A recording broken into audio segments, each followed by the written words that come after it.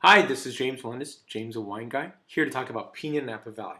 It's a great, wonderful winery to experience, and it's a really, their signature is Cabernet Sauvignon. And beautiful, elegant label here. It's screened on the front and the back panel.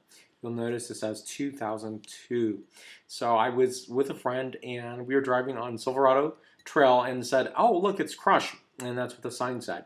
So we drove up and just wanted to see what was going on there. And it was very, at that point, I don't believe there was a tasting room. It was just standing around the crush facility. Do you want to taste our wines? Of course, yes, absolutely. So it was fun to go and taste through.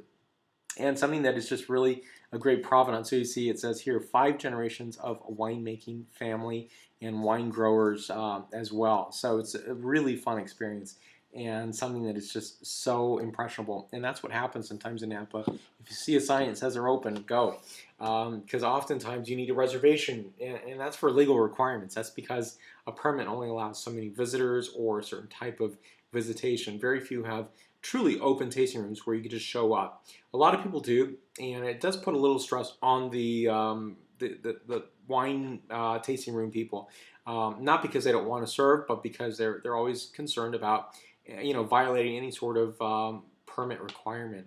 So here it was perfectly cool just to show up. Doesn't happen very often, and that just reminds me, what was that? What was it like, 20, 30, 40 years ago in Napa? It probably was. You could just show up. But today it's slightly different, but you can still taste some phenomenal Cabernet Sauvignons.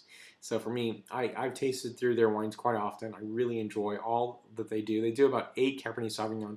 They produce wines from Hell Mountain, Atlas Peak, Yountville, Rutherford, and Oakville. So really a lot of the center of gravity from Napa Valley itself. They also complete one late harvest Chardonnay, which I'd love to try at some point. I have not tried that one.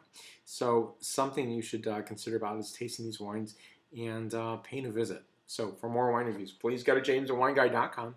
Please subscribe to my videos on YouTube, Facebook, Twitter, Vimeo, Google+, Pinterest. Salud.